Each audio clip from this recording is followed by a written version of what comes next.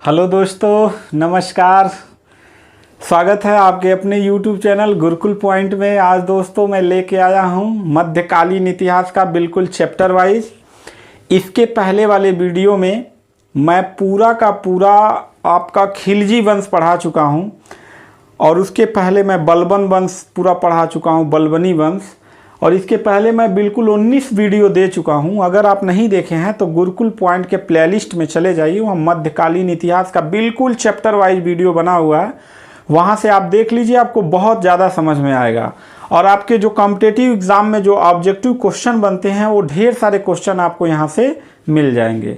ठीक है दोस्तों, तो आइए शुरू करते हैं मध्यकालीन इतिहास का वीडियो नंबर 19। और कौन से वंश के बारे में हम लोग पढ़ेंगे बाबू?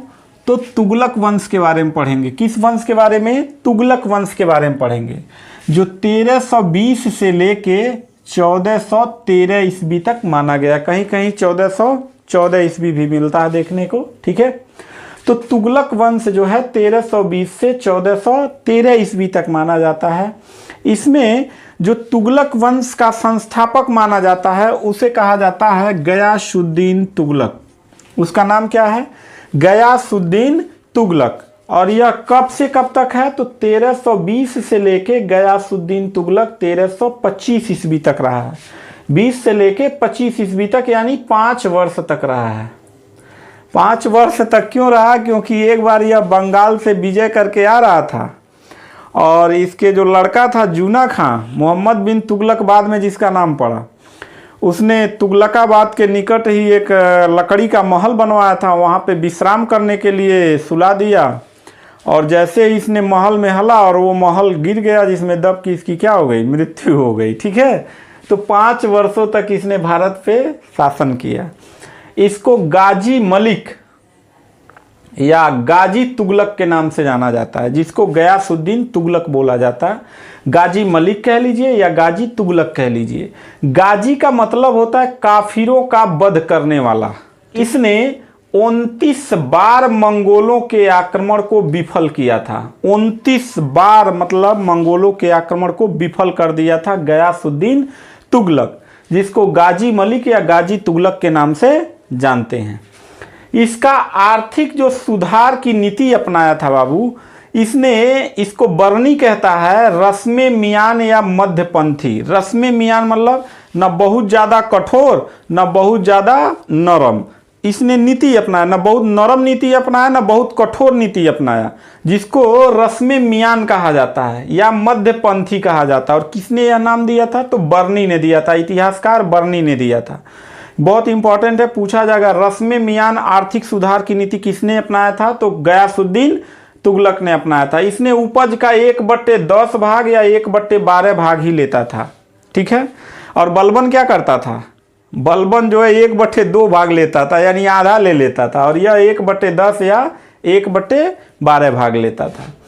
इसने क्या किया था कि बलबन के समय में जो भूमि अमीरों को दिया गया था कुतुबुद्दीन ऐबक के समय से, तो बलबन ने उसे इल्तुतमिश के समय कुतुबुद्दीन ऐबक के समय, तो उसको बलबन ने क्या कर लिया था? खालसा भूमि में परिवर्तित कर लिया था। जितना अमीर लोगों के पास जमीन वमीन था वो सब ले लिया। कौन? बलबन। और उसको कहा कि अब ये जमीन क्या है? सरकारी संपत्ति है।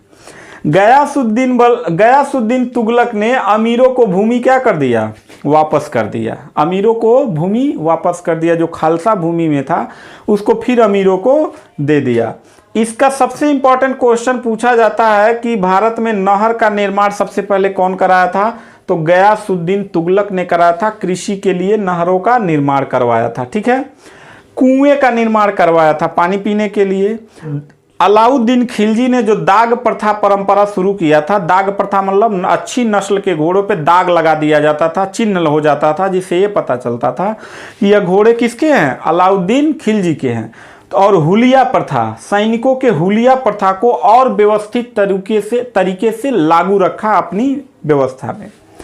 अपनी सेना यानी सैनिकों को अपने पुत्र के समान समझता था। कौन? गयासुद्दीन तुगलक। पुत्रवत व्यवहार करता था।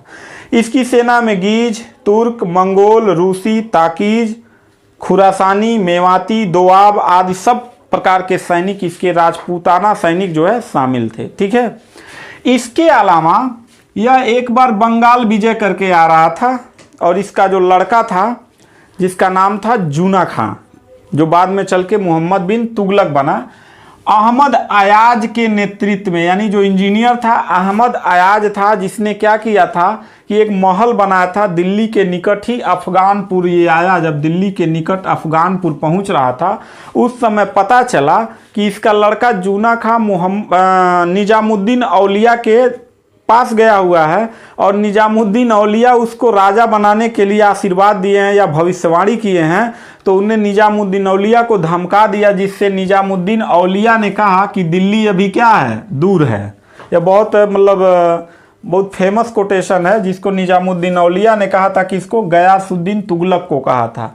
और गयासुद्दीन तुगलक संगीत विरोधी था, बहुत घोर विरोधी था, गाना वाना एकदम बंद करा दिया था, बहुत घोर विरोधी था संगीत का। ठीक है, सार्वजनिक सुधार में देखिए इसने क्या किया था, किलों का निर्माण करवाया था, किलों का, पुलों का निर्माण करवाया था, नहरों का तो मैं बताया ही हूँ।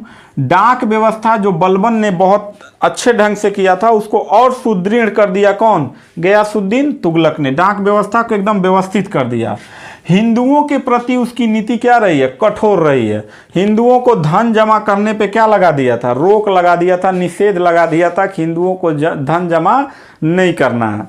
तो एक छोटा सा परिचय था किसका? गयासुद्दीन तुगलक का। जो ऑब्जेक्टिव क्वेश्चन बनते हैं वो सारे इंपॉर्टेंट क्वेश्चन इसमें हैं, आप स्क्रीनशॉट ले लीजिए। इसीलिए मैं व्हाइट बोर्ड पे लिख के मैं आपको पढ़ाता हूं, ताकि स्क्रीनशॉट ले लीजिए, नोट्स बनाने की ज़रूरत नहीं पड़ेगा। एग्जाम में बस एक बार स्क्रीनशॉट देख लेंगे, आपको सारे ऑब्जेक्टिव क्वेश्चन मिल जाएंगे।